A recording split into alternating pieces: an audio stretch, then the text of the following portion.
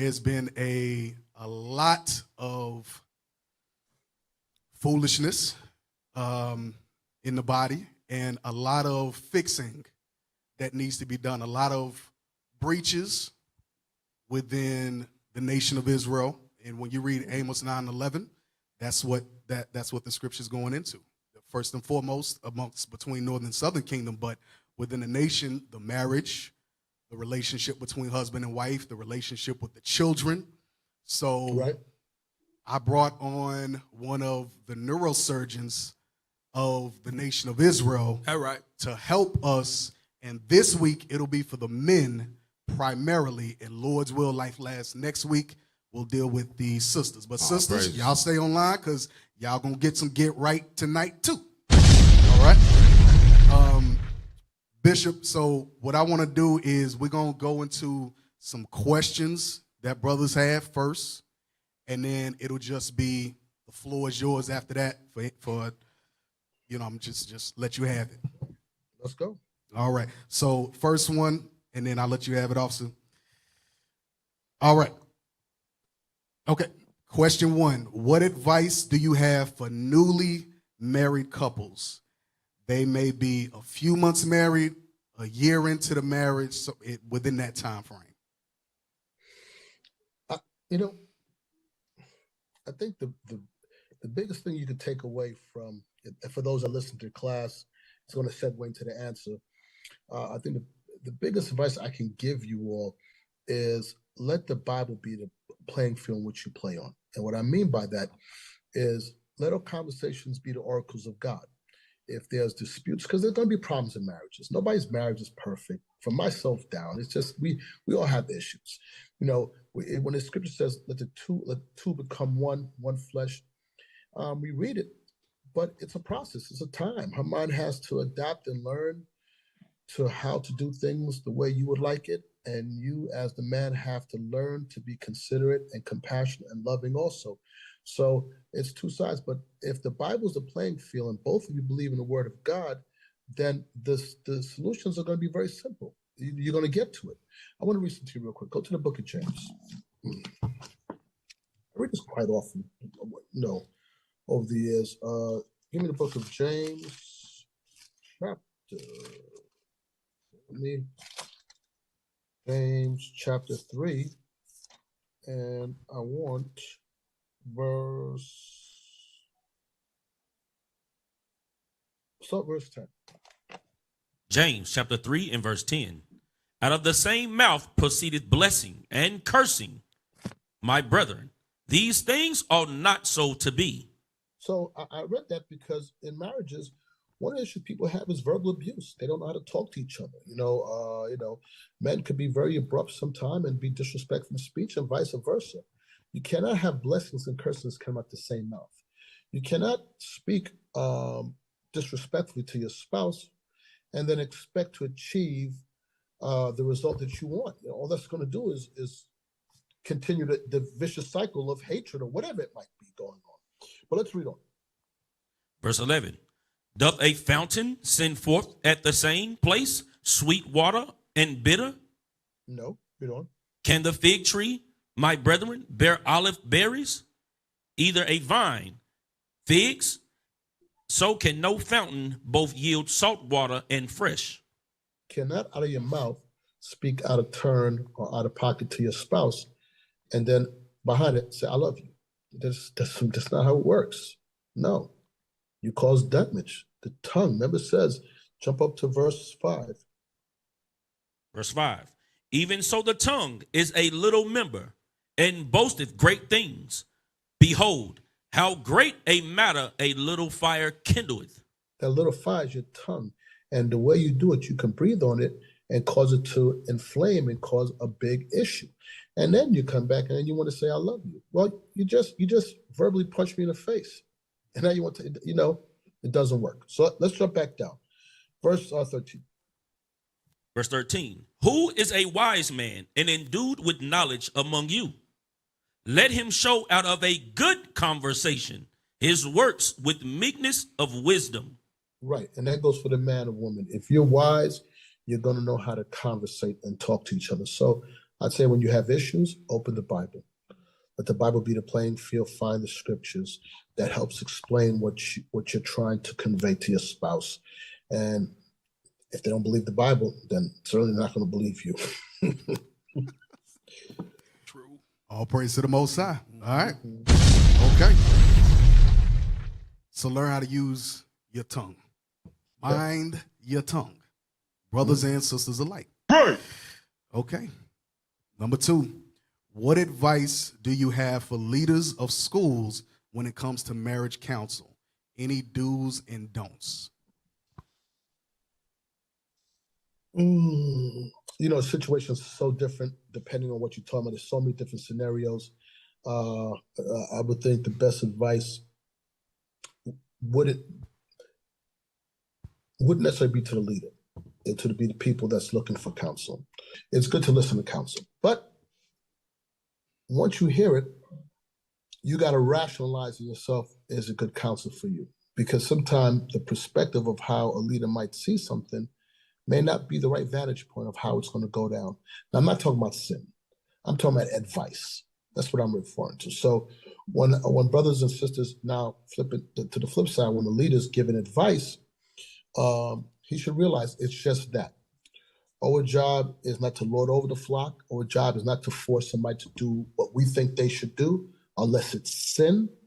But we give advice and then we leave it at that. They have to make the decision. So don't take it personal. Like myself, I don't take it. If you ask me a question, I'll tell you what I see. What you do with it is on you. I don't, the brother didn't listen to me, he's, disobedient. No, doesn't mean instead of above that is the counsel of your own mind. But you got to make sure your mind is spiritual, and that you're not moving out of your own lust, or you're not self-willed, that you're willing to really listen to what's being told to you and then make the decision from there, asking the Most High to guide you. But as the leader, imagine if you held on to everything, people didn't do what you say, you'd go crazy. Because then people come at you for advice or what to do, yet they don't do it. It's their choice. It's their life. The only thing we're going to be absolute about is these laws. All praise to the Most High. Okay, last one for me, and then obviously Yakub and then officers, if y'all got anything. Yes, sir. Excuse me. Hey, shalom, officers. Most High in Christ bless you all. Shalom, Hey, Bishop. Shalom, Bishop. Shalom. Flip the camera to the officers. Hey, shalom, Bishop. Most High Christ bless, sir. What's the word? Thunderbird. Yeah, come on. I think you was gonna pass on this. Oh man. All right. So last one. Why do brothers think it's a shame to love their wives? Why do they think being Sergeant Slaughter at the house equates to manhood? Well, you come with some questions. Because they don't know the Bible. We'll just go to the book of Ephesians. Let's go to the book of Ephesians. Boy, I tell you. They have to learn, I think a lot of times brothers equate being caring and loving equates to being a simp. No, it's not true. You can love and you can care, you can take care, but don't mean you're a simp. Now, if you're doing simp-like behaviors, that's something different. But this macho, no-nonsense mentality doesn't fare well if you want to have a happy marriage. There's a time to be like that. It's a time not to. But let's read the book of Ephesians, chapter 5. Start with verse. There's so much here to read. I don't even know where I want to start with. Should I just do all of it? Start with Ephesians 5, verse 25. Bishop, it's your show. Okay. It's your show. This is the Lord's show. All praise to the Most High. Yes, sir. Go. Ephesians chapter 5 and verse 25. Husbands, love your wives, even as Christ also loved the church. What did the Lord say? The Lord said, husbands, love your wife, even as Christ so loved the church. I think that's very straight to the point. How did Christ love the church? He was long-suffering. He was compassionate. He cared. He laid down his life for the church. So when it says, husband, love your wives, Christ is the example he gave us on how to love a wife. Read. And gave himself for it. and he was willing to die for it. Now I'm gonna tell you, I'll tell you this, if you've been in my classes before, you heard me. I ain't dying for my wife, and my wife is disobeying. She ain't listening to me. I'll tell you now, gunman comes to the door, I'm not dying. But if she's a good woman, she's an obedient woman, do what I'm saying, I'm being the front line. But That's you just know, if you ain't acting right, and he come through the front door, I'm gonna gently push you in front of me. Not gently. That you take that first shot. Y'all think I'm joking. Y'all think I'm just talking. We know you playing, but you're serious. Okay. I wouldn't put my 10 on the first statement you made. When I came down. Yeah. I love my wife. No, real talk, I love my wife, but if she ain't right, trust me, she's gonna catch the first shot. Real talk. I'll come after that and see what I could do for you, but you're taking the first one, baby. Understood. I know my wife listen right now, she's gonna be hot. Hey, real talk, my wife know when I'm displeased with her, I let her sleep closest to the bedroom door. Whenever we in good, I sleep closer to the door. When we ain't good and she see me on the other side, she knows, shit, I'm in trouble. He come through that door, he gonna get you first. God dang. Somebody got to go be able to tell the story what happened, right? Yes, sir. Yes, sir. Why not describe? Yeah, right. You know, Right. who can better explain the scripture? Right.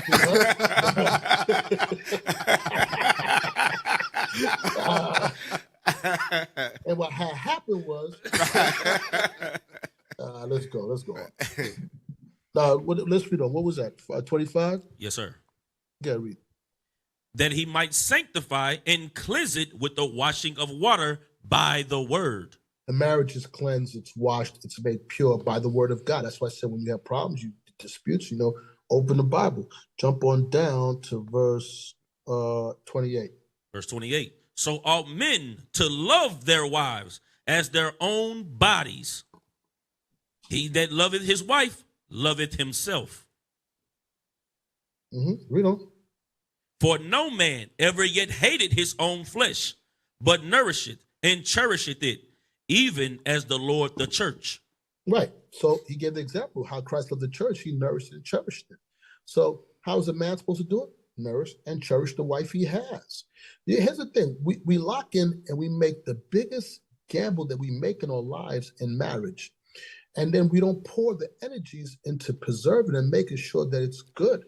Us men, as the wise master builders, we have to mold these women into the women we need them to be, because we wasn't the men God wants us to be. We have to be molded too. I don't know, like this mentality, like, you want your wife to be a certain way, but have you sat down and have you taught her? Have you instructed in the scriptures? Or do you only sit down with her when you try to correct her with the scriptures? And then you weaponize the Bible. Come on, man. It doesn't work like that. It doesn't work like that.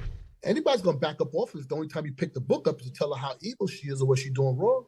But do you spend some time and support your wife and enjoy and go out? That stuff for me don't work. Like, in other words, like men's mentality, I don't care how you look at me. Don't worry about how I love on my wife. Don't worry about that. I ain't simping, but yeah, I think they equate compassion and love and tenderness and kindness as a weakness, which is untrue. I love my wife. I damn 30 years with the woman. I'm supposed to sit down with you on the couch and drink wine every day. No, nigga, I'm going with my wife.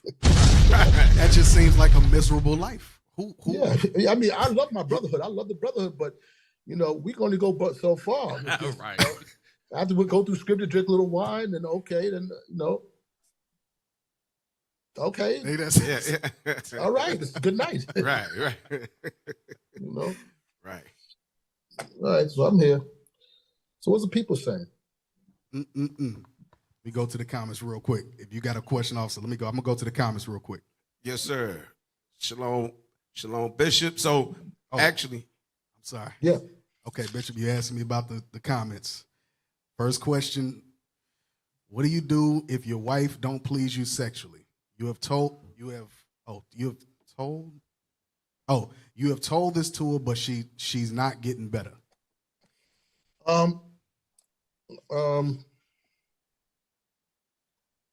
Second is 10:15. Get that real quick. Oh, yeah. He pulled that. I was like, sheesh. The second edge is 10:15.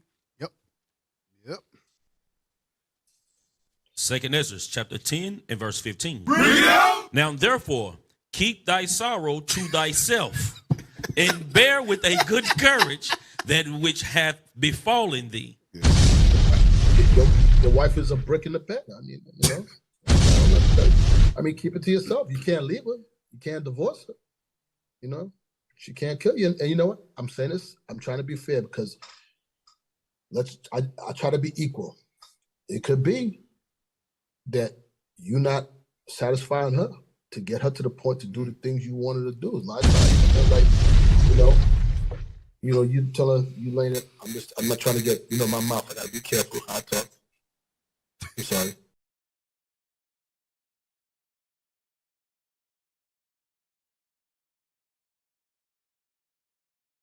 Yes, sir. We good. Can yes, you hear sir. me? Yes, sir. We got you. Yes, sir. I don't hear you.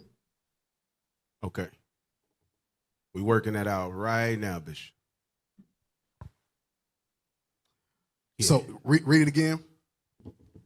Y'all let me know when we good. Second Ezra chapter 10 and verse 15. Now I hear you. I hear you now. Okay. Okay. Yeah, what's that? Now therefore, keep thy sorrow to thyself, and bear with a good courage that which hath befallen thee. Yeah, so, a lot of times I want to be equal because sometimes men are not, say, romantic enough or know how to, and I'm not trying to make this a class on sex because, scripture tells a man with his maid, nobody knows. So I don't want to go too far, but, sometimes you got to oil up the wheel so it can run smooth, if you can read between the lines. Yes, sir. If you're just trying to drive the car, you got to grease the wheels, So you got it plays both sides. So, I hear what he's asking, but I don't know if it's the other side to her where, sometimes we could be a little brutish, we just forget it. That's it. I ain't saying no more. Keep my mouth shut before I say too much. Nah, you said it all. You said understand. a mouthful. You said a mouthful. Yes, sir. Good. Yes, sir. Go ahead, officer. So, Bishop, I actually rolling off the back. It was my third question, but I'm gonna make it first. Rolling off the back of your last advice. How do tough guys become affectionate towards women? A lot of us are men that are coming out of the world, was in the streets, did a lot of stuff, and didn't take nothing from nobody, and really being careful and mindful of a woman and feelings and emotions wasn't a thing. So, how does a tough guy become an affectionate, loving man towards the wife and still maintain his toughness? It's a balance. And I do understand sometimes some of us came up a certain way where we could be a little rough around the edges. I know even myself, because I know my tongue is sharp. I could be, but, it's the application of the scriptures. Now I'm going to read it. We was in Ephesians 5. Let's go back one chapter, Ephesians 4. Okay. I want you to read verse 11. 4 and 11. Ephesians chapter 4 and verse 11. And he gave some apostles, and some prophets, and some evangelists, and some pastors and teachers, for the perfecting of the saints, for the work of the ministry, for the edifying of the body of Christ. So we have teachers that are going to teach us these scriptures and show us. And the whole point is to perfect our walk, to fix things in us that we're lacking. I always say this, you officer, captain, officers there, each of you were inspired and called of God. And it's something God has given you that's needful for me to become a better man, to become that perfect image of Christ. So when I hear you speak and I hear things, I extract from conversations. I take matter. I see how people deal to help round me off. And for us, at least for some of the younger men coming in, listen to your teachers, listen to some of your teachers, listen to what they're saying, but then go back and see there's a measure up against the scriptures, But the whole point, they gave us instructors so we can become that perfect man in Christ. What verse did we stop at? Verse 12, we at 13 now, sir. Read. Till we all come in the unity of the faith and of the knowledge of the Son of God, unto a perfect man, unto the measure of the stature of the fullness of Christ. So it's a process of time. We don't get overnight. But what did we learn to do? Jump up in the chapter, jump to verse 29. Verse 29. Let no corrupt communication proceed out of your mouth. That's what the teacher's supposed to teach you. They teach you verse 28. Verse 28. Let him that stole steal no more, but They'll rather teach you they'll teach you not to steal, no corrupt communication. Verse 26. be ye angry and sin not. Be angry and don't sin. Verse 31. Let all bitterness and wrath and anger and clamor and evil speaking be put away from you with all They'll malice. They'll teach you all these things. And then if you put away all those things, this is what's going to fill the space. Verse 32. And be ye kind one to another, tenderhearted, forgiving one another, even as God for Christ's sake hath forgiven you. You learn to forgive her or forgive a person. I'm using wife now, or forgive a husband. Be tenderhearted. So these teachers they're going to be teachers that's going to teach you that how to be tenderhearted, how to be caring and kind to people. And then you're going to have other teachers that's going to teach you. 1 second, I'm sorry. I can't take it. Then you're going to have other teachers that's going to come in and then teach you concerning war on the streets, Then you have other teachers that are going to teach you, hospitality or charity. Everybody has different gifts. But what you do take away from it is that you read the scriptures, you listen to it, and you see, okay, what do I need to fix in my life? And then study, pray, and the last one is to apply what you learn. Yes, sir. Yes, sir. All praises. Yes, sir. Another question. How would you advise a married man, get his wife on board with the goals that he has for his house? Meaning she may not see them. She may not have a set of goals. He's pushing a set of goals, but it's just not lining up. Getting there is the hard part. Getting her, Repeat that again. How do you get a wife on board with the goals that you have for your house?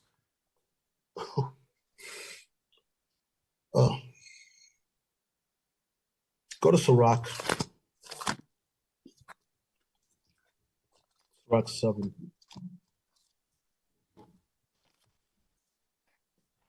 Verse 26.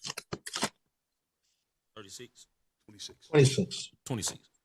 Sirach chapter 7 and verse 26. Bring it out! Hast thou a wife after thy mind? Forsake her not. But give not thyself over to a light woman. The very point I read was a light woman. So you're asking how to get your wife over to that mind. First up, don't pick a light woman. A lot of times, we pick based on just looks, and then we find out in a relationship that this woman lacks certain skills, Some of these sisters is dummies. I'm not trying to be rude, but some of these men are dummies too. Don't get me wrong. I got to try to be equal, but you say, how do I get her over to it? Well, if you're already working at a deficit with somebody who don't got no sex, then you're limited in what you're going to get from them. But it says, what verse was it? 26? Yes, sir. Okay. So it says, but give not thyself over to a light woman. Watch this. How do you get it there? Get her to believe this. Go to Proverbs chapter 31. So if you have a light woman, then you're already working at a deficit already. So you got a lot of work in front of you. But if you need to get it there, go to chapter 31 of Proverbs, and let's read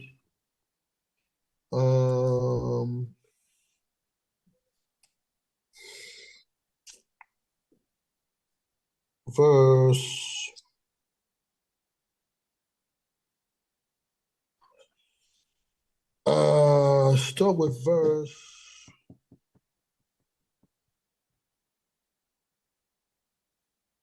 10. Proverbs chapter 31 and verse 10. Bring it out! Who can find a virtuous woman? For her price is far above rubies. That goes back to what it tells you. If you got a light woman, who can find a virtuous woman? She's going to be very hard to find.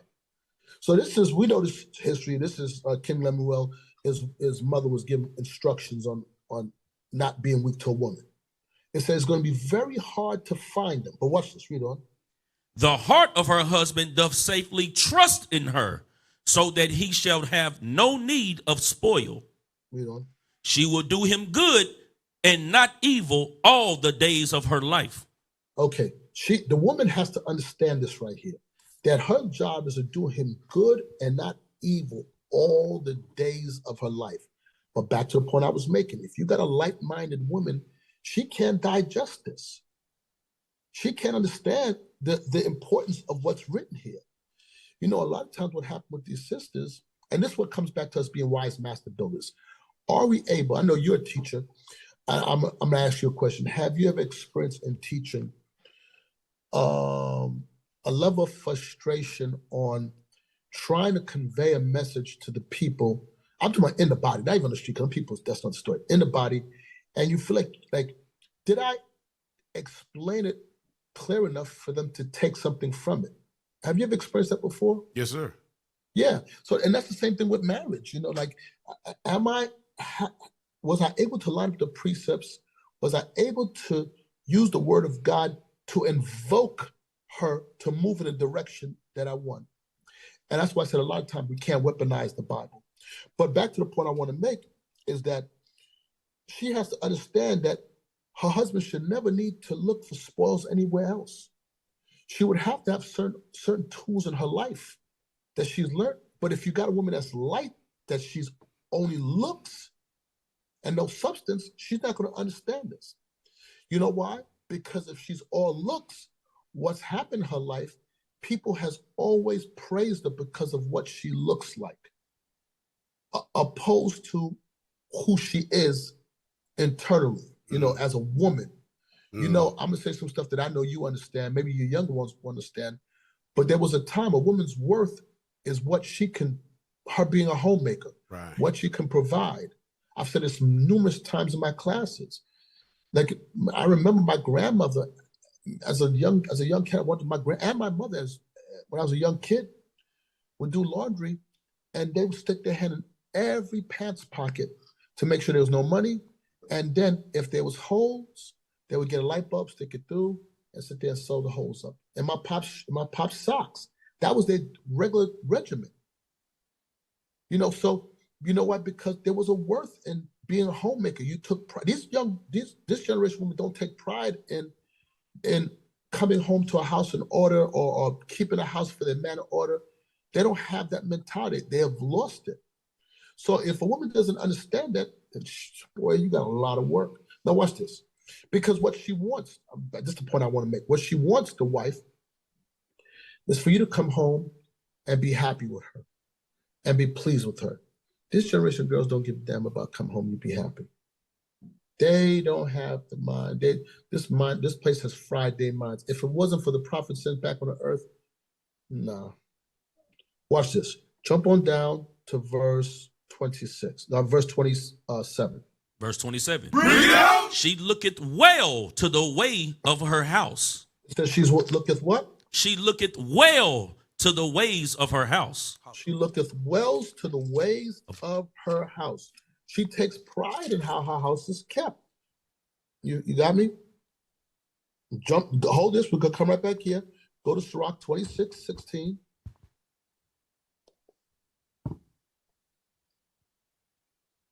I'm sorry if I'm being a little long-winded. Oh, no. We appreciate it. We appreciate it. This is much needed medicine. Right. This is medicine. Sirach chapter 26 and verse 16. As the sun, when it ariseth in the high heaven, so is the beauty of a good wife in the ordering of her house. The beauty is the ordering of the house. The beauty is not broidered hair, costly apparel. The beauty, she knows how to order the house. The beauty is she knows how to speak to you. The beauty is she makes herself invaluable. Now, I said this the other day. Most men, or the average man, if he has a good woman, really a good woman, he ain't going nowhere. Mm-hmm. If he has a woman like a Ruby, where it's very rare to find, he ain't gonna take no chance on losing it. Men will only take a chance of losing what they have because what they have ain't that big of it. There's something about it, just it ain't enough, So they'll go out and cheat. But if you got a woman that come home that don't give you no argument, now I'm talking about a good man. I ain't talking about these shiftless Negroes, but a good man that come home and take care of his business, and she don't give him no argument, and she feeding him, and she sexing him, and she keeping the house good, and her conversation is pleasant. She ain't arguing.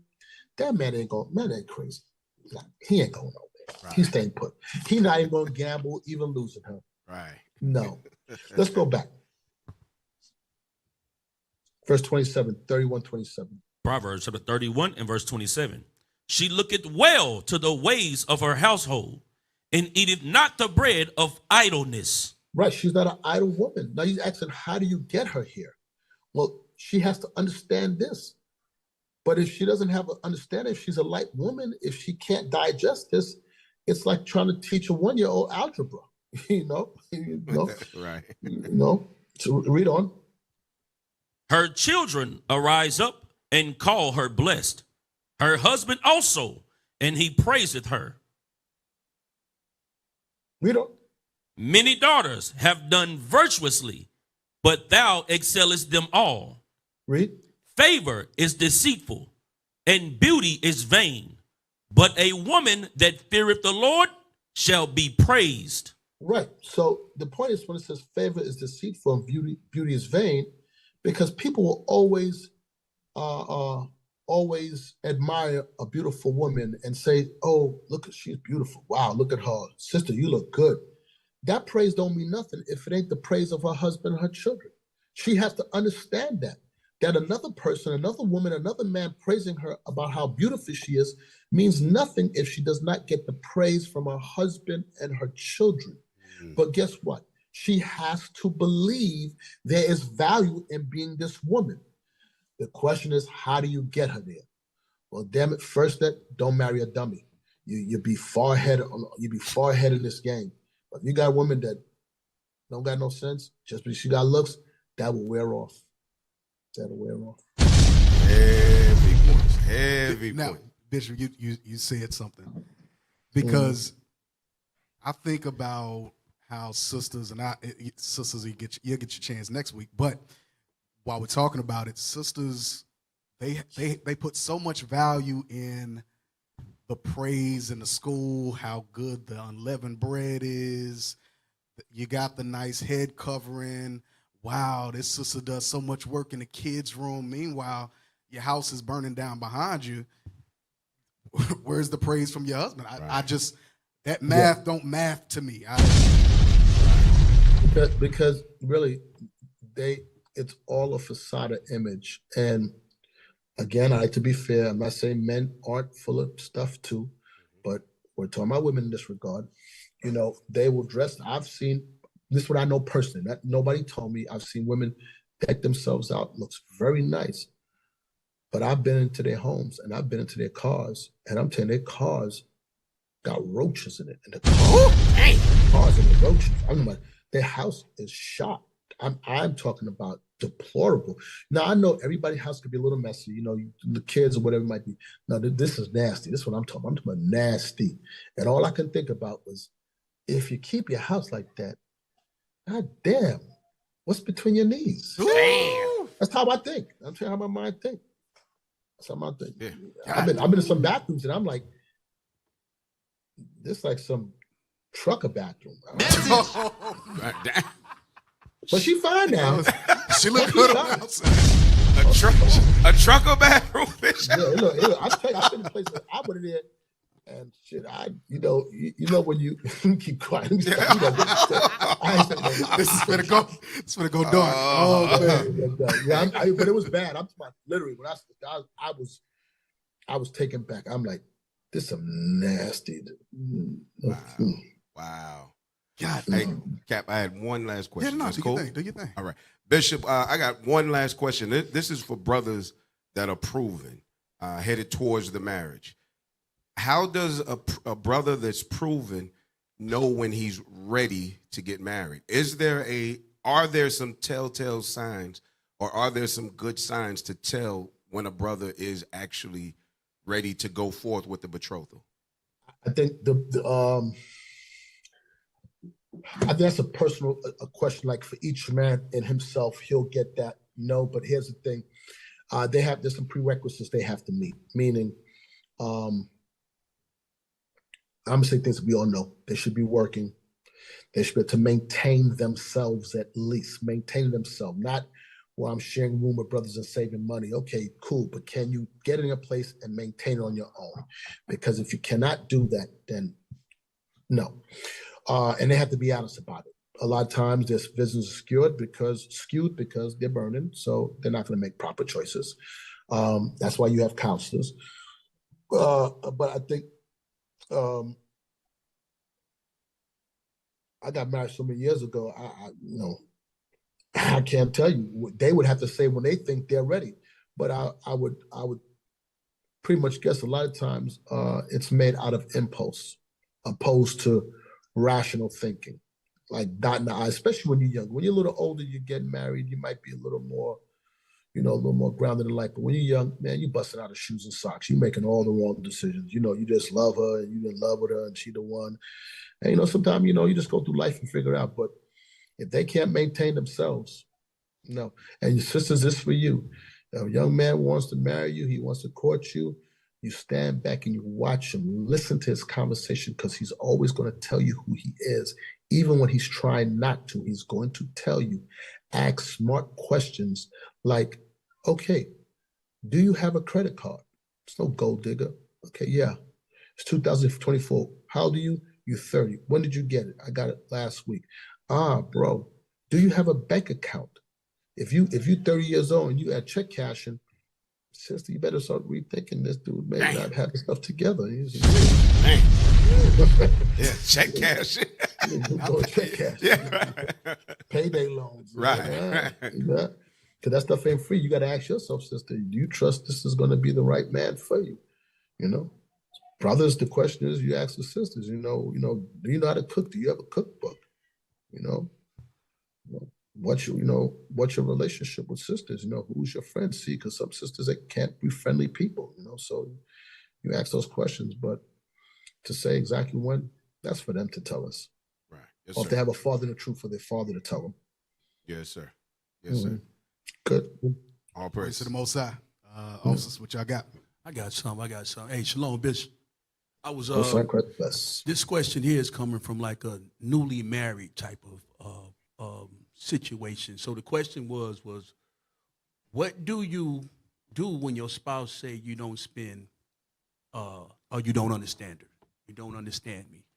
So who's saying we don't? The man saying it? Or the woman saying that to the man. You don't understand me. It's very vague, the scripture says her mind after thy mind. So you're supposed to understand me, not me understand you. That's it. Right. That's it, Bishop. That's it. So when you ask the questions like, and I don't want to, again, I'm trying to be fair because she might have a valid point, but it's so vague in saying you don't understand me. Okay, well, good. You understand what I'm saying? Okay, that's better. Once you understand what I'm saying, then that's all that matters. All praise. No. If it makes sense to everybody else out there. Mm-hmm. But sisters, I don't want to sound insensitive. You got to give me more so I know how to answer that. Oh, here's another question, Bishop. Another question. What do you do when she's saying we ain't spending enough time together? You always working, you always busy, you always out with the brothers. What do a brother do? And he feel like he's spending time with her, but she's saying he's not. Remember, go to Corinthians again. We'll go right back there again.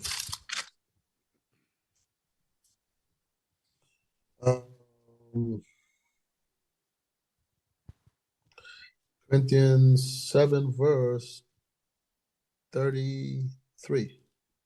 1 Corinthians chapter 7 and verse 33. But he that is married careth for the things that are of the world, how he may please his wife. Read it. There is a difference also between a wife and a virgin. The unmarried woman careth for the things of the Lord, that she may be holy, both in body and in spirit. But she that is married careth for the things of the world, how she may please her husband. Right. So a man has to be considerate. Is he doing things that care for his wife, and vice versa? When she said you're not spending enough time, then make a little more time. Try to figure out how to be time efficient with it. She's saying you're not spending enough time with me, then figure out, how do I spend more time with you? Okay, so I'm going to go work out. I'm going to go get a walk. Won't you walk with me? Okay, so let's go for a walk in the morning before I go to work in the morning. Let's talk. How was your day? What's your plans for the day, babe? A lot of time you got to soft soak these women. You just talk to them, give them a little gift, give them some flowers, rub their back or something like that. And but she must also understand this. Verse 29. Verse 29. But No, start with verse 28. Start with verse 28. yes, sir. Verse 28.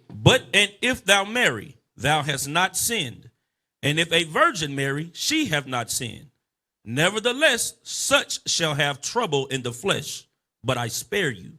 Read. But this I say, brethren, the time is short.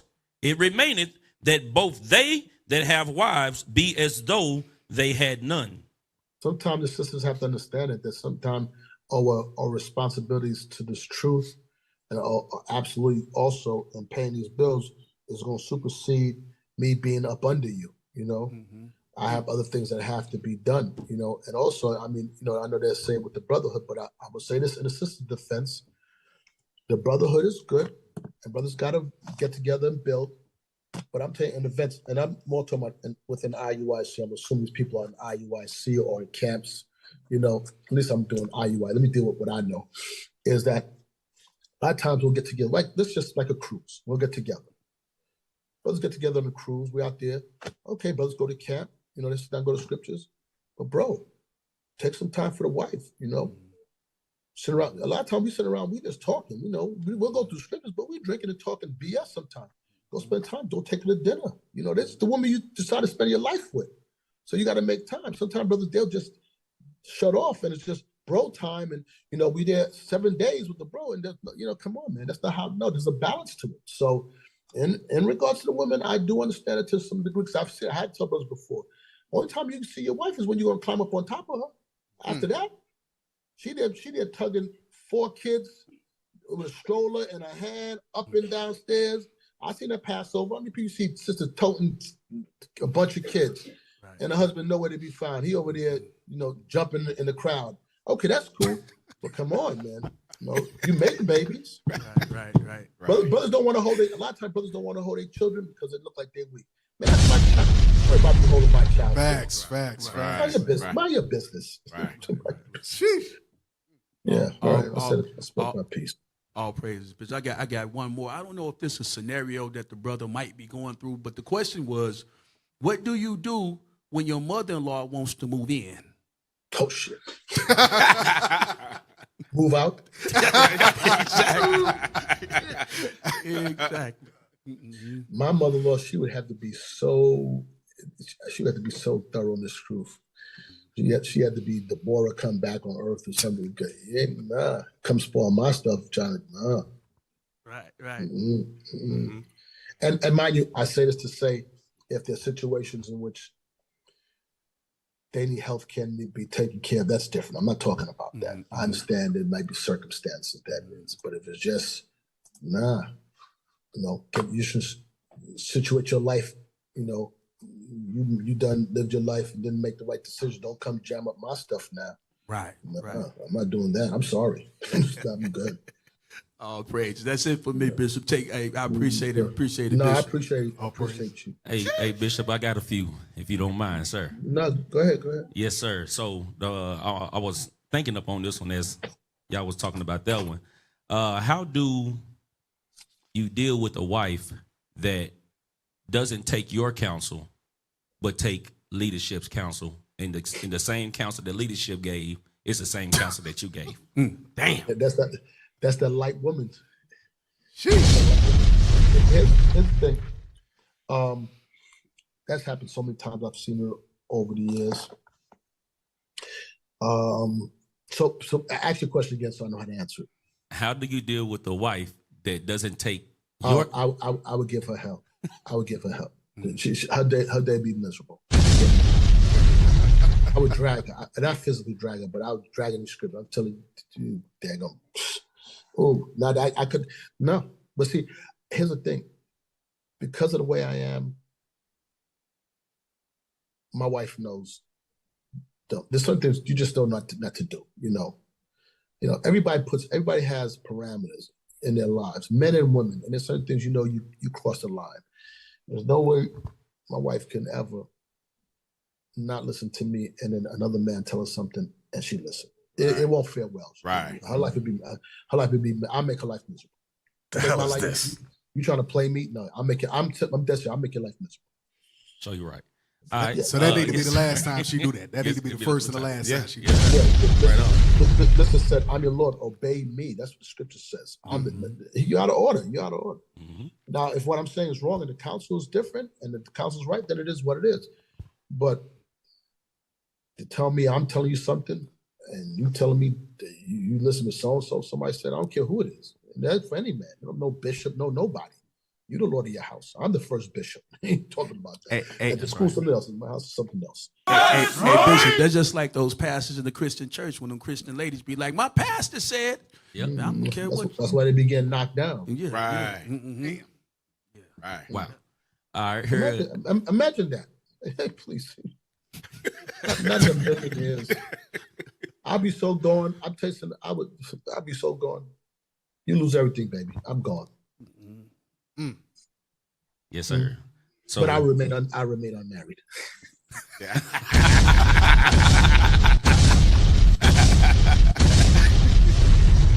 Yes, sir. So I got two more, Bishop. All right. So the next one is if your wife is pregnant and isn't in the mood or doesn't feel good to do benevolence, what do you do? You guys ask me these questions. Listen, a man with his maid, I can't say. I can't say what I want. I'm being recorded. I can't say it. I can't say. I don't know what you're going to do. Right. But here's the thing. Okay, let me say this for the women. I'm trying to do better. Sisters, here's advice. I said this before. I understand that you might be going through, you're pregnant, you don't feel up to it, you don't feel sexy, you got gas or whatever. But he needs to reach a place where he becomes comfortable again. And you got to help him along that road. You do not want to send him out there in the world, fully loaded. Just if you got any kind of sense, you understand. And if you like that, just make sure when he leaves, on some level he's satisfied. At least give it a try, figure something out. But don't let him leave out fully loaded, frustrated. You send him out there to wolves. You send him out there. This whole world's sexed up. Everything's sexed up for men to fall. TV all day, video all day, women out the street walking. I saw the sister just said she was at one of these homecomings, and she's I guess maybe a little younger than me, but she's out of college. She said, I thought my time was bad. He said, every sister was out there in their underwears. Everybody had their underwears on. Everybody had their behind out. Now, you tell a man that you send him out there in the world with that around him, man, sister, you better protect your investment. You better learn to protect it. You don't send him out like that. So my advice to you, brother, is try to explain to her that, she need to take care of this, Don't send me out don't do that to me. If you love your marriage, don't do that to me. There you have it. Yes, sir. There you have it. All right, last one, Bishop. What do you do when your wife is disrespectful to you at home, but in front of people, she's the opposite? I want to add some more to that. So basically, she's not upholding her first office, which is the household, but then this same woman holds offices in the body. Ooh, I would pull off for office. I'll pull it right off of it. I've done it before. Many years ago, my wife's phone, when she wasn't giving me help, her phone, my name would be the nigga I call my Lord. So every time I call, that's what it would say. Nigga, I call my Lord. Damn. Don't make it faster. That's how goddamn it. Damn. And when she called me, it would say, the ring would say, my ball and chain. See, I'm laughing because y'all think I'm joking. No, I believe you. No, I believe you. I don't care. My phone ring and be like, oh, ball and chain, ball and chain. Golly. But in jokes aside, let me say, I say that, but I really don't experience that with my wife. I really don't, I don't get that from her. So I'm cool. Like, again, there's certain things, I just won't tolerate. So, it just, that's not my reality. That's not my reality. Hey, so Bishop, with that being said, what's the keys to longevity in a marriage? Fear God, because it wasn't for the fear of God, I'd have left my wife. I know that. I know me. I'd have left. I'd have found me a young thing. I know me. But I don't want to die. Plain and simple. I love God. All praises. Yeah, a lot of people ain't going to talk truth, but I'm dead serious. I'm telling you how I am. I know me. Right. I was a whore in the world, and I know how I am. I fear God. I don't want to die. I've dealt with a lot of women, but it ain't good enough to lose eternal life. I can tell you that much. That's right. That's right. That's right. I want to live. I want to live forever. So that's what kept me there. Fear God. All praise to the Most High. Bishop, we got some questions in the chat, and I want to be respectful of your time too. Okay, this is from Nashawn Judah. I got married to my wife before I knew the truth, and after a year and a half or two, I left because she said she don't believe in keeping the commandments. I filed for divorce. Can I prove another sis? So, in other words, he came in and his wife was an unbeliever, right? Correct. Yes, sir. 1 Corinthians. We've been in 1 Corinthians for a while. Yes, sir. We should just read the chapter. 1 Corinthians chapter 7, verse 14. 1 Corinthians. No. Start with 13. 1 Corinthians chapter 7 and verse 13. And the woman which hath an husband that believeth not, and if he be pleased to dwell with her, let her not leave him. Right. So he may not believe. They come into the truth. He comes in, or she came in this regard, vice versa. But they don't believe. It says, the Lord said, don't leave them if they're pleased to dwell with. Pleased to dwell with me, they're going to abide in these commandments for the love they have for you. Read on. For the unbelieving husband is sanctified by the wife, and the unbelieving wife is sanctified by the husband. Else were your children unclean, but now are they holy. Read. But if the unbelieving depart, let him depart. A brother or a sister is not under bondage in such cases, but God hath called us to peace. Right. God called us to peace. So if the unbelieving part, let him go, because there's no peace in the house. God called us to peace. Let him go. Now, that doesn't fall for people who's been in the body serving God together. That would be verse 10 and 11, having troubles in the flesh. That's what that would fall to. A husband and a wife's spats. But if you're coming in and your wife is there and she ain't trying to hear, and after a couple of years you try to make it work, you're free. You can remarry. Yes, sir. You can remarry. And and I'm as you're reading, or as you were reading that, I'm thinking about how serious the Lord is about the sanctity of marriage and trying to keep the household intact. Like that's the first goal, is to keep the family intact. Is what I'm seeing in verse 13. No. Verse 12. Read 12 again. Verse 12. But to the rest speak I, not the Lord.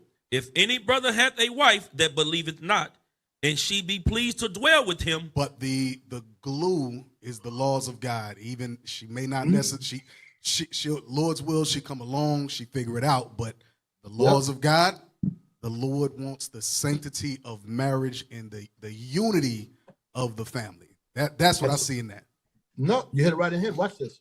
That was verse what? 12? Yes, sir. Read 13.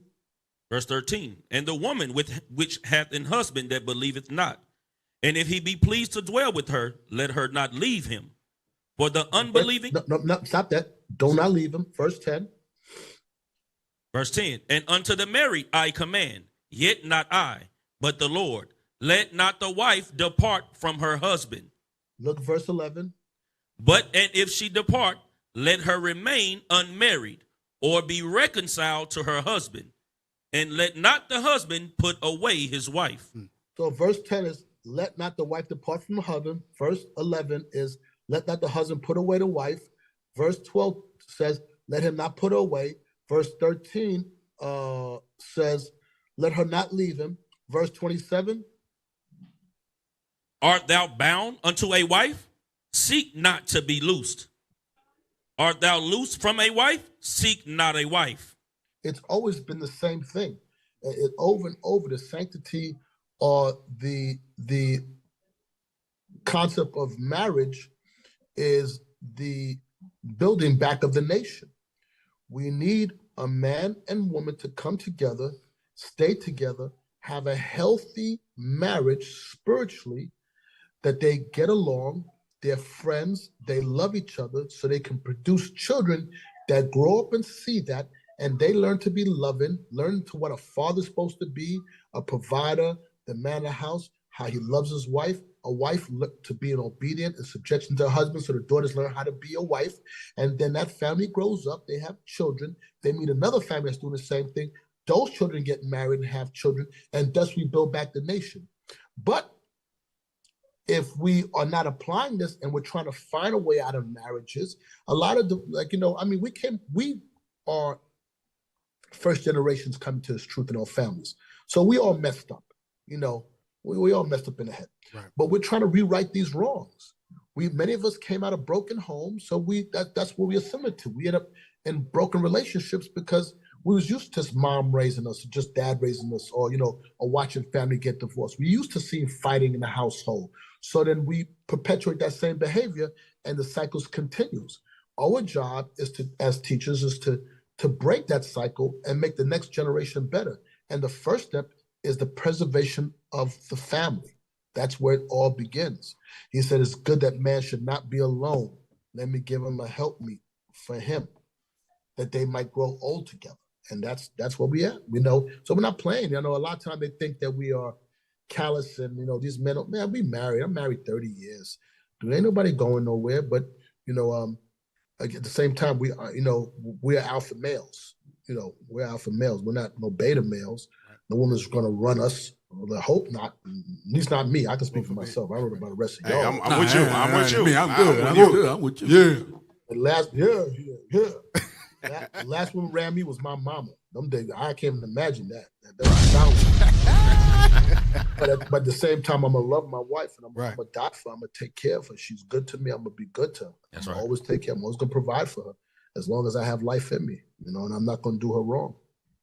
All praise. All praise to the Most High. I just need sex, food, and tell her keep quiet. Simple. That's right.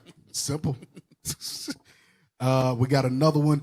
Bishop, please don't, and officers, don't let me let you log off without going over Ephesians 5:33. Because at Tabernacles, I don't know if you remember, when we were going over, you were going over Ephesians 5 and Ephesians 6, and something that you just mentioned, what we were keying off with every member in particular. And you were going into nationhood, but I do want to get to these questions. So y'all don't let us log off without going through that. Yes, sir. Okay. What scripture should we sisters go over to strengthen ourselves? To trust our Lords when Satan is putting doubt in our spirits. First Peter's. That's a very good question. I like that question. I'll go First Peter chapter. Give me a second, my Bible. First Peter chapter 3, verse 1. First Peter chapter 3 and verse 1. Likewise, ye wives, be in subjection to your own husbands, that if any obey not the word, they also may without the word be won by the conversation of the wives. Right. So some men are going to be out of order sometimes. It's telling you, sisters, learn these scriptures that you might be able to win them over. I'm going to jump up to the chapter before that for a reason.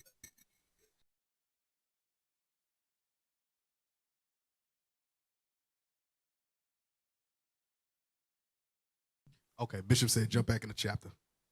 Okay, so we're going to go up one chapter. Let's jump up chapter 2, verse 20. 2 verse 23. 23. Yes, sir. First Peter chapter 2 and verse 23. Who, when he has reviled,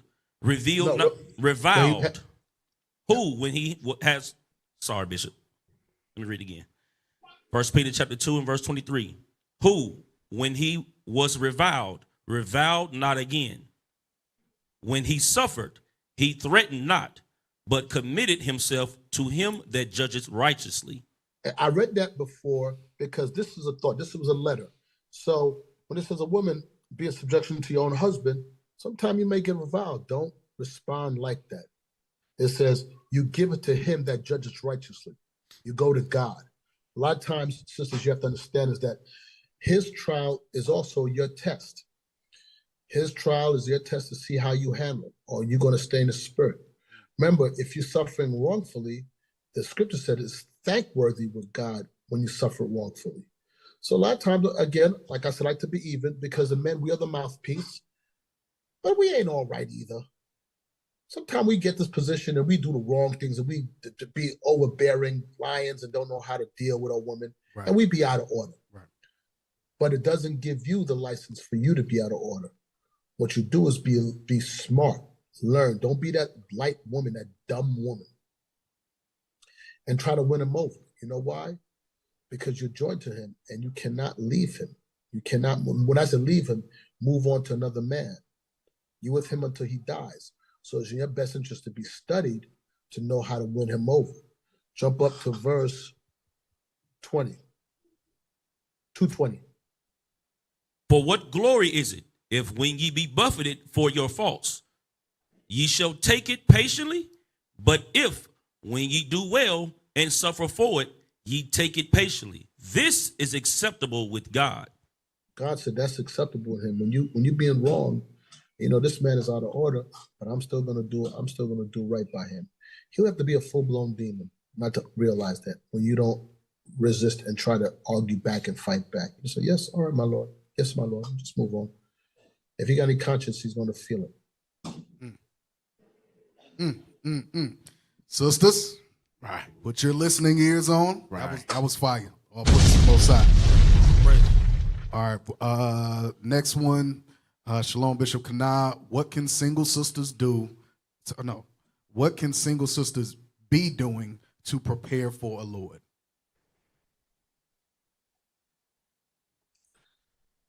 Learn how to cook.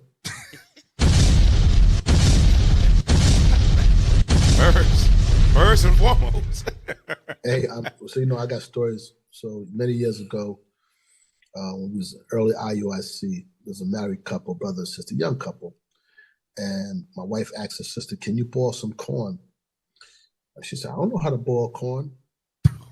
God. I said,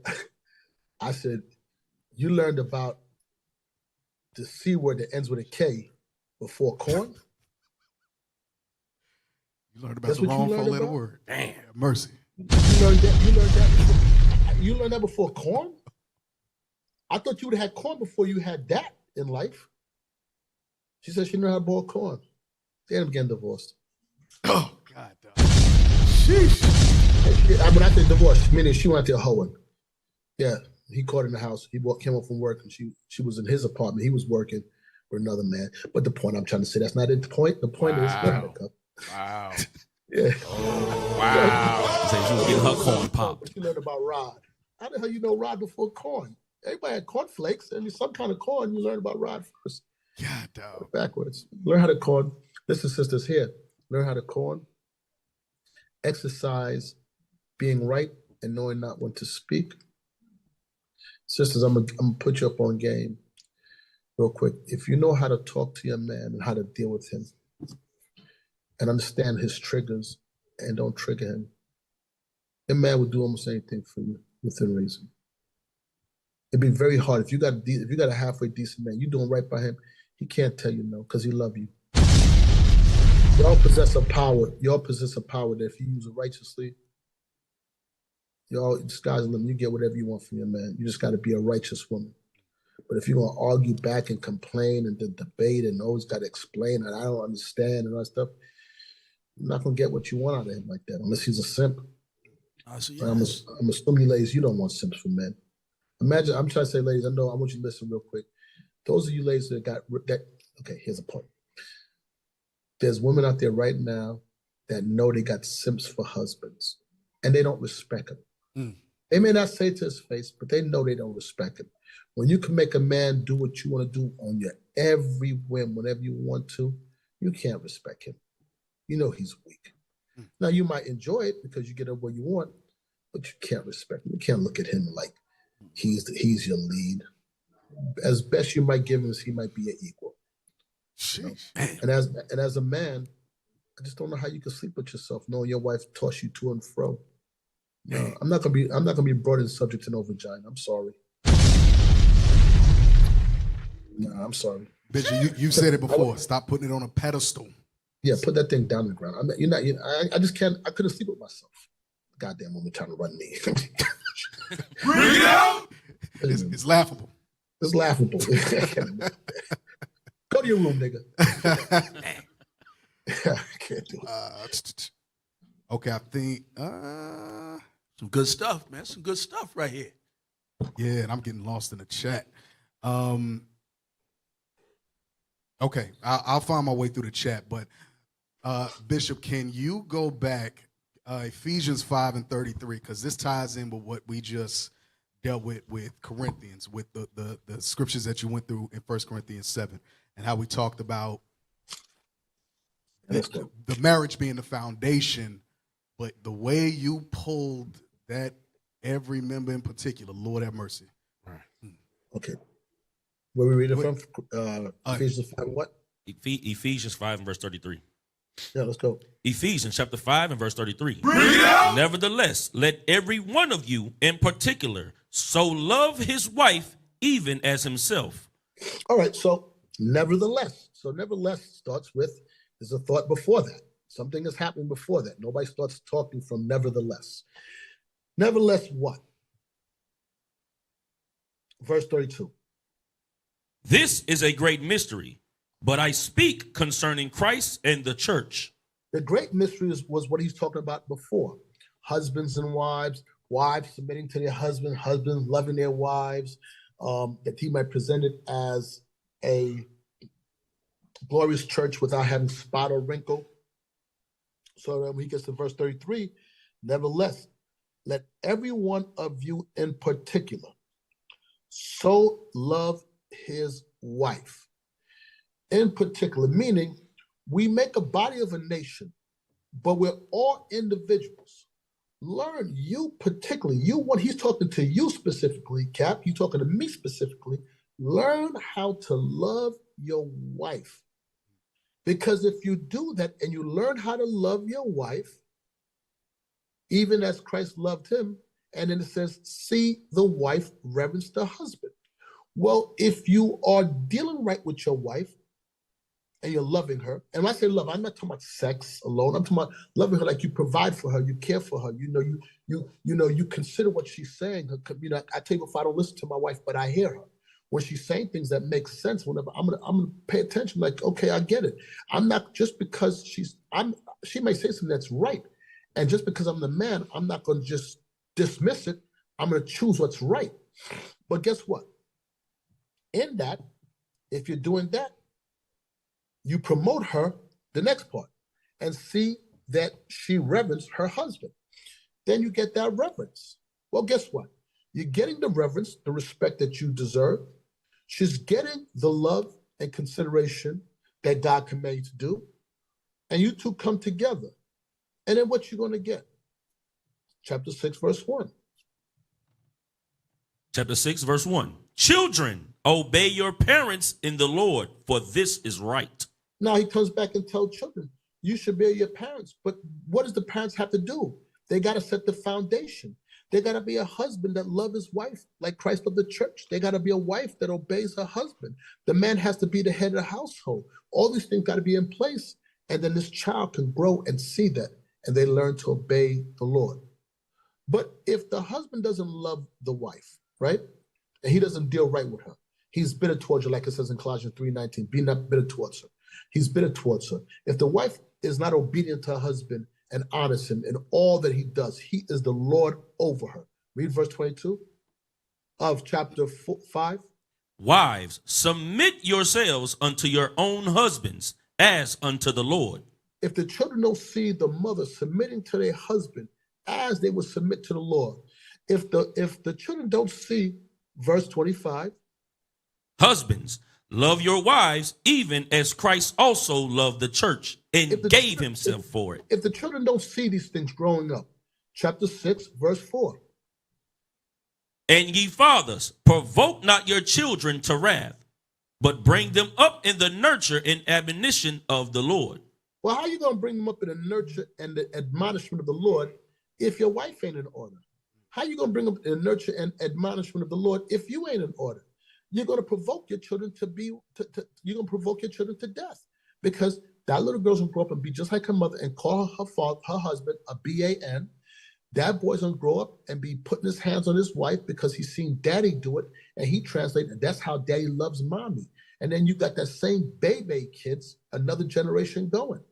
So it's all in conjunction. So in particular, I want to raise my sons to be decent men, I want them to be better than me, but be a provider like your father.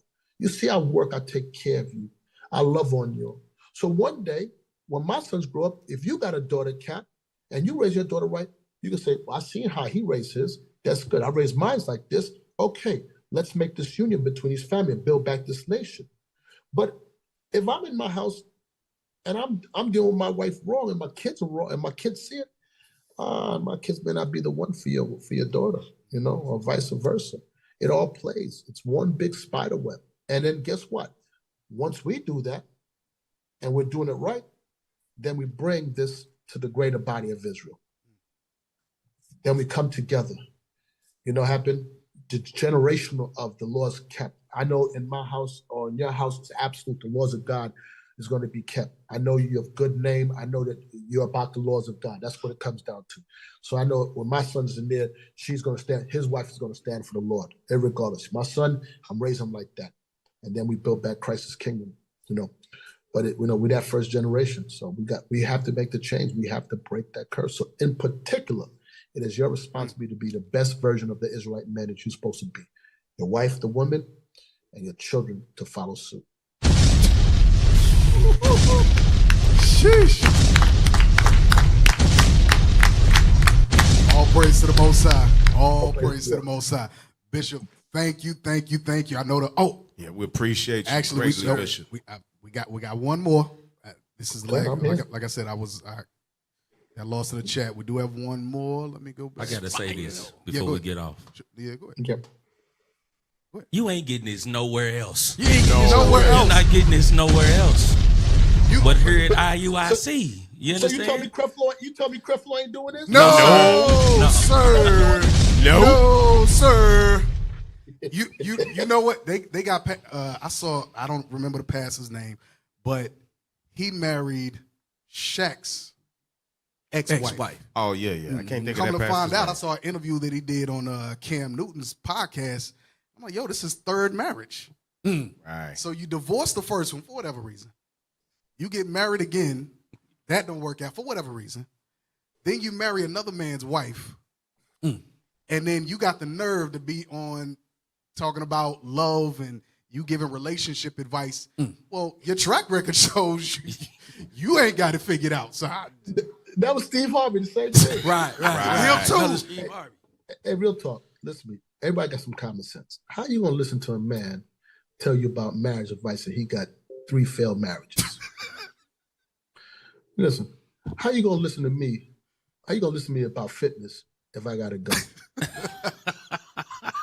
That don't make no sense. Come on, call a spade, bro. Right. Call a spade. Come on, you're not Bishop. You ain't the one to talk. This shit. Hey, Bishop, I don't talk fitness at all. I gotta. Yeah, I'm over trying. I'm trying to educate you on keto. You're like, it's not you, man. Oh man, You don't talk about that. How about that? you good? Marriage, Ephesians 5. You good? You good? How about what you know? Think of what you know. That's what I'm talking about. And that's just the truth. Shit, ain't no lying. It's the truth. Is the truth. It is. You know. So the man gonna tell you about marriage. You divorced 3 times. Makes no sense. Right. Makes no sense. We got one from Arrow Johnson. How does a sister know the difference between her husband leading correctly or being controlling? Example, it always goes back to sex. Him telling her it's time for bed. Him telling her it's time for bed, no sex, but she's not tired. Is that considered controlling? Obey him in all things. Think about those are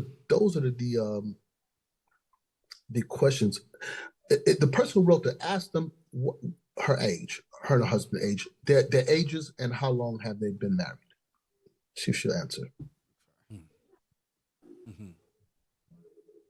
Okay, do me a favor. You'll type that in. Yes, sir. I got you. Yeah, this ask. How old are you? Can they hear me? Yes, sir. Okay, so whoever wrote that, your age, your husband's age, and how long have you two been married? Arrow Johnson or Arrow Johnson. Yeah. Just type in the chat. I'm just curious. Just type in the chat. The reason I say that for, I'm asking a question why they're doing it, is that those are very like minor things. Like, I'm not ready for bed. He's ready for bed. Well, then go to bed with the man once you go to bed with him. You know, even if not no sex, what you could do is you can go to bed, open your Bible and read. And tell him, read to me or teach me something, my Lord. Right.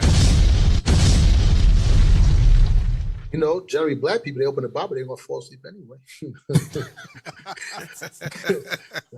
Yeah, you put on power, you be up for 4 hours. You open the Bible, you be asleep in 4 minutes. Oh man, Sheesh. Lord forbid. Oh yeah, but you understand what I'm saying is that I think like those are not at least for me not. That's why I'm thinking a young couple, because that's not a fight. I tell my wife when I go to bed, she's like, boy, she'd be in bed before I finish the sentence. She's like, all right, so I hit the lights, but.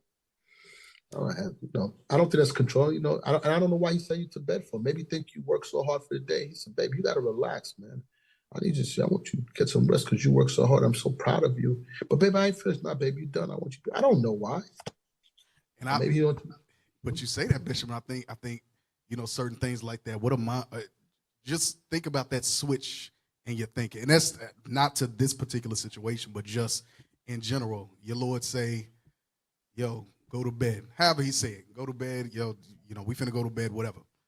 In his mind, and he may not express it, she been going hard for the last 6-7 days straight.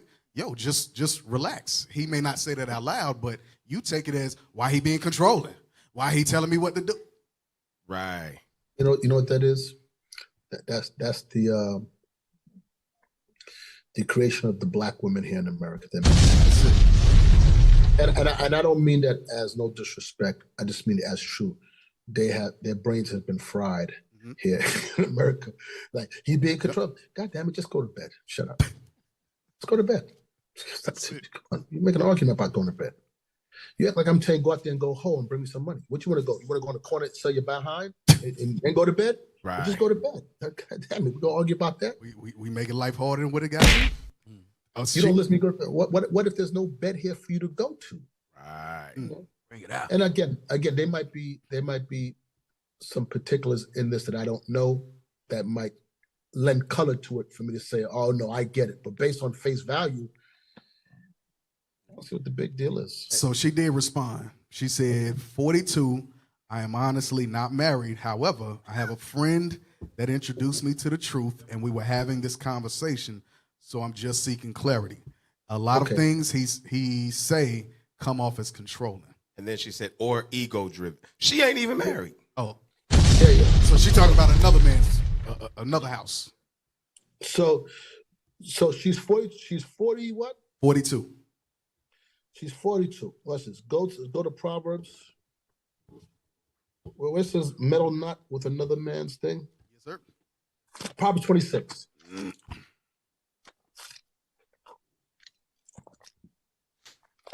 Her homegirl need to shake her. I'm just telling the truth. I'm gonna say it out loud. Her homegirl need to shake her.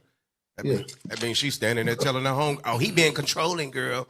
Yeah, homegirl need to shut up and go to sleep. Yep. That's what she needs to do. Right.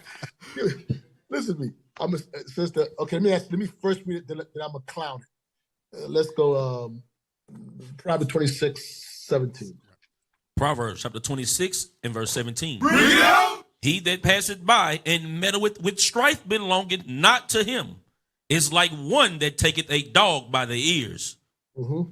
Yeah, you meddle with strife that don't know what's to happen. They're gonna turn around and bite you. Sister, I would advise you, don't even ask them questions. Stay out of it, because you know what's gonna happen. That husband and wife are gonna turn around and bite you. They'll turn on you because they stuck together. You end up being a bad person. Understand? Go to Sirach 11 verse 9.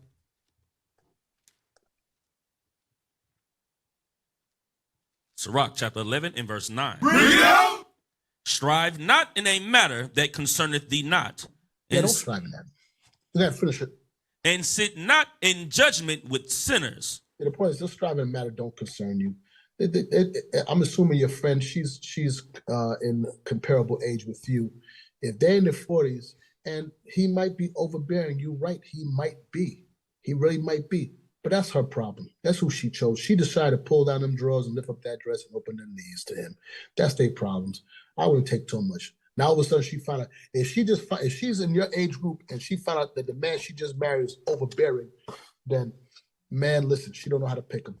And guess what? Maybe he's overbearing because he got a woman that might be too dominant and she needs to be broken. She needs to be put in subjection because she don't like to listen. So that's what a lot of women, they get in their age in their 40s, you can't tell them nothing. Especially American black women, they don't want to hear nothing. They want to tell you, why are you trying to tell me? Shut your behind down, man. You know, sometimes they need it. You know? Sit down, shut up, make me a sandwich. Right. Go to bed. Let's keep this thing simple. I don't know. Well, all praise to the Most High, Bishop. That was it for the questions. So all praise to the Most High, Bishop. Any last words, especially with, I'm gonna say the as we tighten the ship, I say it like that. As we tighten things up and we are moving that much closer to the laws of God, and I'm talking about, you know, with this weekend's lineup, with this Sabbath's lineup, as we move that much closer to the laws of God, are there any parting words with that and with just, you know, everything that came out from the Sabbath up to today? Yeah, we're all a work in progress, but let's just make sure that the laws in the faith of Christ is our primary goal, that we're trying to perfect the walk in the application of God's laws, because that's what Christ is coming back for. He's coming back for those that have cleaned themselves up, that have applied his laws, and, you know, that are sincere. So I hope everybody understands that as we grow, you know, the application is going to become more stringent. We're gonna rise in understanding application so we can be prepared for the coming of the King. And that's all it is, you know, and in it, you know, it's going to be some changes because people have to learn. But, you know, if we love God, you know, we're not going to be grieved in his commandments. We're going to do what it says. We're just going to do what it says. That's it, man. That's it. I love all Israel if they love God and they want to keep these commandments. They love Christ and keep these commandments. So we're learning. We're learning as we go. All praises to the Most High. Y'all clap it up for Bishop. So one of the scripture says physician is one of the neurosurgeons of the nation of Israel when it comes to marriage, healthy marriages in the nation of Israel. So all praise to the Most High for that. That's the foundation. Yes, sir. I want to tell you, thank you so much for having me, for, you know, tapping me and let me tap in today and chop it up with y'all. I pray for all Israel that we stay diligent in the fear of the Lord. And I'm going to ask a favor from everybody. Listen, keep me in your prayers so I can keep on doing this work, you know, and we can turn this back upside down. We can take over so we can drag these nations. That's right. That's right. Yes, sir. That's right. Yes, sir. All praise to the Most High. Thank you Bishop. so much, Bishop. Make sure, I don't know where it's at. Make sure y'all give on the QR code. Text to give. You can text to give, or you can do the QR code. All right. Y'all see Bishop trying to. We both trying to figure it out. Y'all know where he trying to point. Y'all see it. All praise to the Most High, Bishop. Thank you so much. Be strong in the Lord. And the power of might. Most High Christ bless. Most High Christ Christ bless, Bishop. Y'all clap it up again. Clap it up. Clap it up. We are rebuilding a nation. Some of y'all still ain't figured it out, man. Some of y'all still ain't figured it out, but y'all gonna get a clue. Y'all gonna get a clue sooner rather than later. This that was medicine for the soul. I can't stop smiling. I can't stop smiling. Medicine for the soul, man. And I'm seeing all of the bombs and the fire and all that, and I'm seeing people in the chat saying I needed this. All praise to the Most High. Q&A. I mean, this is what we need. I don't know why we think we talk about World War III and Great Tribulation and persecution and everything else. Meanwhile, a woman don't know how to follow orders. Right. A brother's a lion in the house, and he talking crazy to the wife. I don't know how far down the road you think you're going to get with being reckless in your marriage. And I'm talking about on both sides, husband and wife. It don't work like that. It don't. It don't. Because this is the same woman. This is the same man, husband and wife. Read this real quick in 2 Timothy 3:12. The book of 2 Timothy, chapter 3 and verse 12. Read it out. Yea, and all that will live godly in Christ Jesus. All husband and wife, man and woman, that will do what? Live godly. That will live godly will do what? In Christ Jesus shall suffer persecution. You shall suffer persecution. So the husband that you don't want to listen to now, the wife that you talking reckless to, that y'all don't know how to forgive, y'all hold grudges against each other. You're a light woman right now. Excuse me, you were lying in the house. Listen, these are the same ones that you're gonna go through persecution with. My suggestion is that you get a clue now. Message. That's my suggestion. And to the question that was asked, like what you going over, how we gonna suffer persecution. When that man say go to bed, it's gonna be the same as when he say, "Hey, we gotta go." Yes, because we getting, yes. You know what I mean? We on the run now. You ain't gonna be asking no questions. You ain't gonna be calling nobody. Oh, he controlling. No, you gonna get up and you gonna move, or you gonna die. I was about to say they better remember Lot's wife. Right. Listen, They better remember Lot's wife. I'll be in the car. Yeah. I'll be in the car. Stuff will be in the car. Kids will be in the car. You want a question? Yep. You figure it out. Yep. You can figure it out with whoever knocking at the door. Yep. Whatever's going on, whatever the police knocking at, whatever it is. Right. If you ain't got a clue and you want a question and you got something to say and okay, cool. I'll send you a what they call it with the iPhone. I'll send you a pin. Yeah. It ain't gonna be to where I'm at. I'll just send it in the general area, right, and then we'll see if you figure it out. Yeah, don't drag them here. Don't let them follow you here. No. Yeah. I don't need that over here. So what Bishop just gave us in just a bite size. I mean, just a few minutes. With 30 plus years of experience, brothers and sisters, please understand that. The nation of Israel starts with every member in particular, every household in particular, and those are the foundational things you need. You build from there. You build from there. But you studying and going through all this prophecy and you studying about World War III and Armageddon and everything else, but you and your wife and your kids and y'all in there punching each other in the face and y'all in there punching holes in the wall and come on, right? What's the point?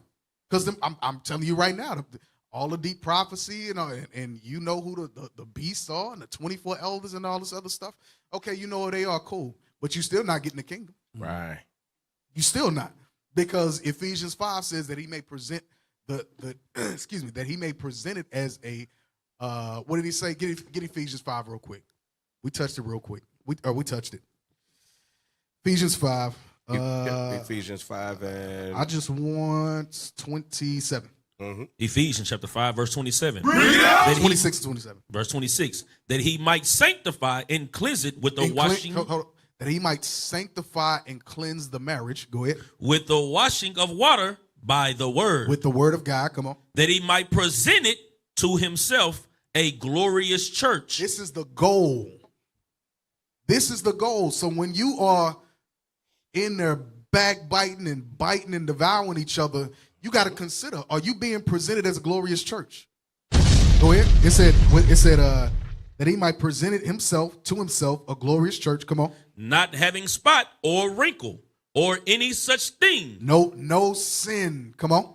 But that it should be holy and without blemish. But that it should be holy and without blemish. Holy and without blemish. Without the unforgiveness, without the bitterness, without the simpness, whatever. Right. Without being a light woman. Right. That we know how to what did it say? Where is that? What did it say in 1 Thessalonians 4? That we know how to possess our vessels in sanctification and honor. That we know, now it's time for a little benevolence because it's been a minute and I don't want him to go out in the world and he got his balls full, his belly empty. Listen, I can't do him like that. I can't be in here cussing this woman out. What the hell wrong with me? I'm B and doing all this other stuff. And then I wonder why she rebellious as all hell. Right. Yeah, that don't make no sense.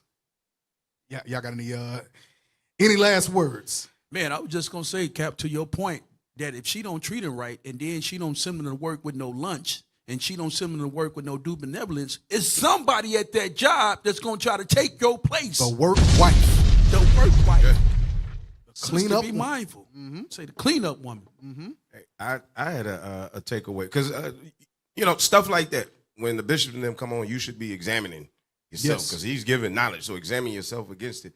And that was one of the things that I actually had to learn about myself was that in those moments where we have the arguments or the fights, and there wasn't an apology or a turnaround for it, it would become a grudge.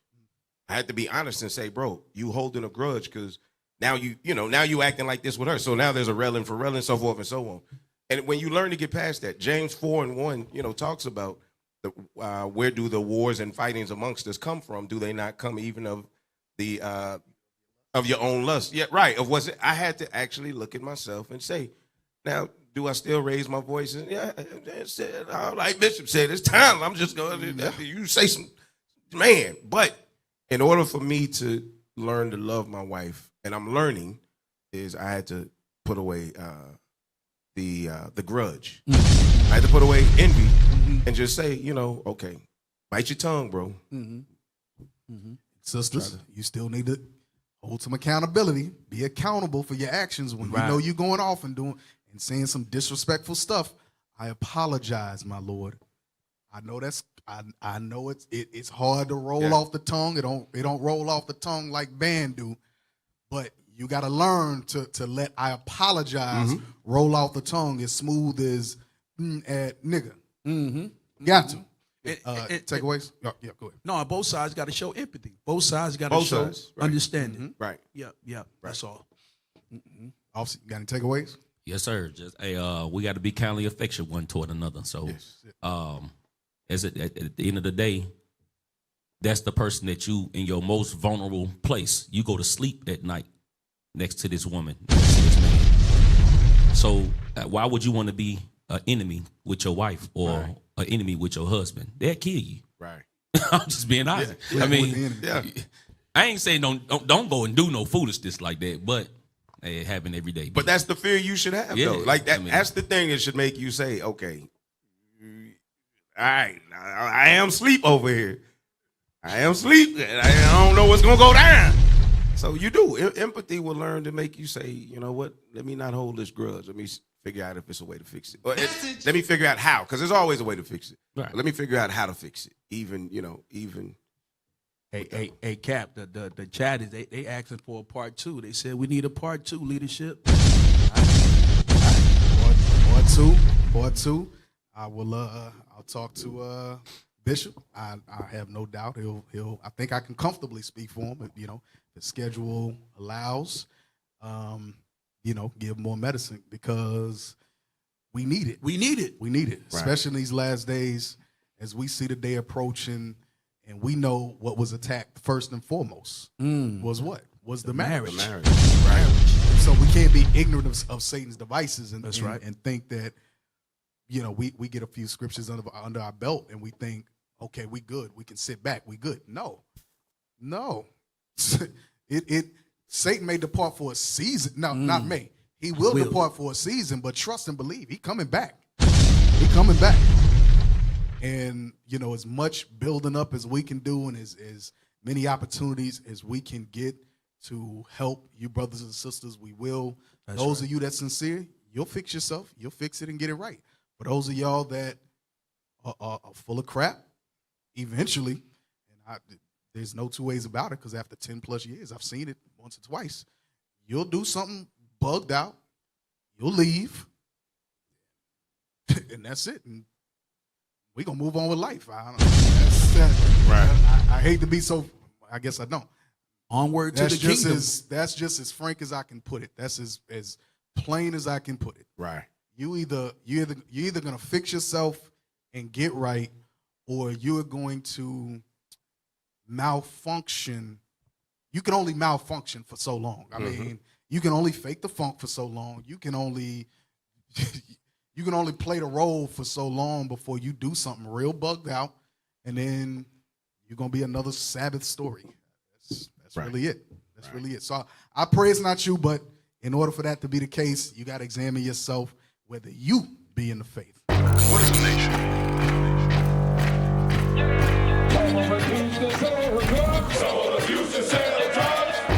Nation is men leading by example.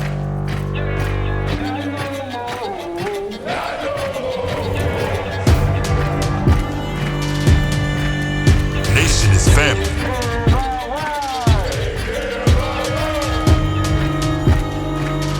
Nation is community.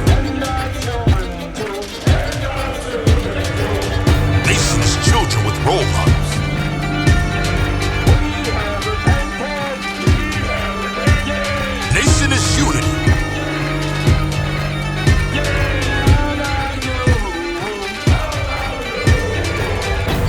Nation is you. And finally, my brethren, be strong in the Lord, His word